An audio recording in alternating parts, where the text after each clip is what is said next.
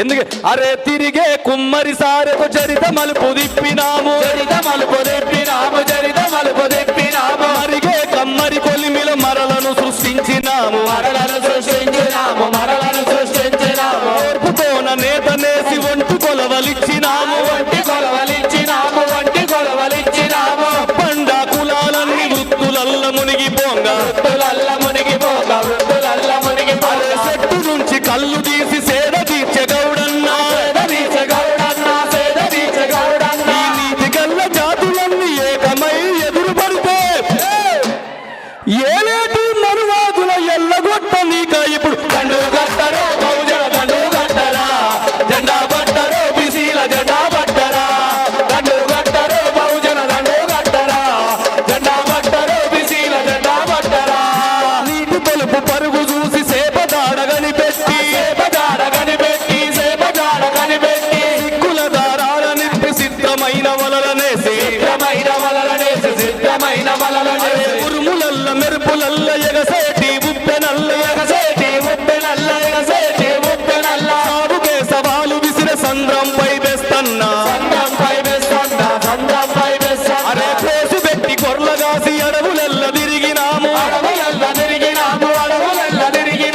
160 మొక్కల మర్మమేందో ఎరిగినాము మీ అందరూ తెలుసా ఈ సమాజంలో మొట్టమొదటి డాక్టర్ ఎవరు? ఓ నాయ బ్రాహ్మణ సోదరి మంత్రసాని మొట్టమొదటి డాక్టర్ ఈ సమాజానికి. అవునా కదా? ఎందుకంటే కడుపులో అడ్డం విరిన పిండాన్ని కూడా తల్లికి బిడ్డకు ఏ అపాయం లేకుండా పురుడు పోసిన మొట్టమొదటి డాక్టర్ మా నరసవ్వ. మరి అలాంటి చరిత్రను ఎవరు చెప్తారు? ఎవరైనా చెప్తారా? ఇక్కడ అసెంబ్లీలో కానీ పార్లమెంట్ మన చర్చ చెప్తున్నారా? అసెంబ్లీకి పునాది రాయి కొట్టింది మా ఒడ్డెర బిడ్డ. మరి ఒడ్డెర బిడ్డలు ఒక్కరన్నా అసెంబ్లీలో ఉన్నారా? ఇలా మనం వీడికి వచ్చేటప్పుడు మంచిగా బట్టలు ఉతుక్కొని మంచిగా సబ్బుతో వచ్చినాం, కానీ మట్టిలోనే సబ్బును కనిపెట్టిన నా రజక బిడ్డ చరిత్ర వాళ్ళని చెప్పిర్రా? ఇలా DNA టెస్ట్ చేయాలంటే 40 లక్షలు అవుతుంది. కానీ నా కుమ్మరి సోదరుడు మాయిముంత బొడ్డును కోసి దర్వాజలో పెడితే ఆ మాయిముంతలో ఉన్న బొడ్డు DNA టెస్ట్ ఎవరు కనిపెట్టిండు? అది మా కుమ్మరి సోదరుడు కదా. మా మిరియాలు కూడా కిడ్నీలో రాళ్ళు వస్తే డాక్టర్ కాడికి పోతే ఏమన్నాడు? పొద్దునే పోయి 4 సీసాల ఈతకలు నీ కిడ్నీ పని చెప్పిండు. అవునా కదా? అరే గుండెను పిండగ బండారాలను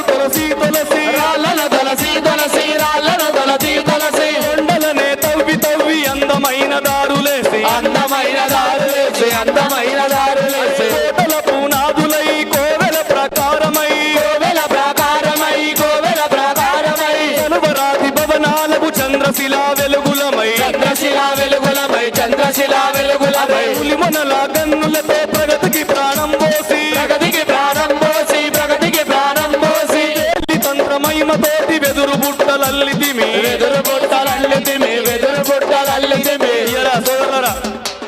మనం ఏ దేవుణ్ణి కించపరచం, కానీ ఈ సమాజం ఇంకో 1000 సంవత్సరాల తర్వాత ఎట్లా ఉంటుందో అని చెప్పేసి తన మనోనేతలతో కాలజ్ఞానం రాసిన పోతులూరు వీరబ్రహ్మేంద్ర స్వామి మా బీసీ కులంలో పెట్టినాడు. అవునా కదా? ఇప్పటికి కూడా అంటారు మా ముసలోళ్ళు, అరే ఎండాకాలం వానలు పడుతున్నాయి ఏంద్రా, ఆ బ్రహ్మంగారు చెప్పింది నిజమేరా అని. అంటే నిజంగా మన బీసీ కులంలో పుట్టిన ఆ పోతులూరు వీరబ్రహ్మేంద్ర స్వామి ఎంత గొప్పోడు. అవునా? అన్న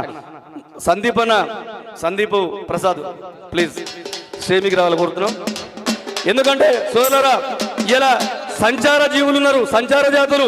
అరే సచ్చే కాడ మనమే సాగు కాడ మనముండి బసవన్నని గంగిరెద్దులాడించి అరే మెత్తలల్ల పత్తి నింపి పరుపులల్లినది మనమే పెళ్లి పేరంటాలకు కండ్ల వెలుగు దివ్య మనమే ఇన్ని సేవలను పొంది ఈనంగా చూసిన అనగాడిన మనమంతా అత్యశిలను రాజయ్య. దండు కట్టరా బహుజన దండు కట్టరా జెండా పట్టరా బీసీల జెండా పట్టరా దండు కట్టరా బహుజన దండు కట్టరా జెండా పట్టరా బీసీల జెండా పట్టరా. కాబట్టి సోదరులారా, ఎప్పటికైనా ఈ రాష్ట్ర అసెంబ్లీల సంతకం పెట్టే ముఖ్యమంత్రి మా బీసీ కావాలని ఎప్పటికైనా మనస్ఫూర్తిగా కోరుకుంటున్నాం. ఖచ్చితంగా అది మాది ఎందుకంటే ఇన్ని సంవత్సరాలు ఉన్నది, ఓట్లు మనే, సీట్లు కూడా మనే కావాలి. ఈ రాష్ట్రంలో ఖచ్చితంగా ఒక్కసారన్నా బీసీలు ముఖ్యమంత్రి కావాలి. బీసీలు ముఖ్యమంత్రి అయితే అంటే ఎందుకంటే మా శ్రవణ ఉన్నాడు, అనిల్ అన్న ఉన్నాడు. మీ ఎప్పుడైనా ఫోన్ చేస్తే ఏ టైంలో ఫోన్ చేసినా చెప్పు తమ్మి అంటాడు. అమ్మ కూడా ఏమంటది, కొడుక అన్నం తిన్నావా అంటది.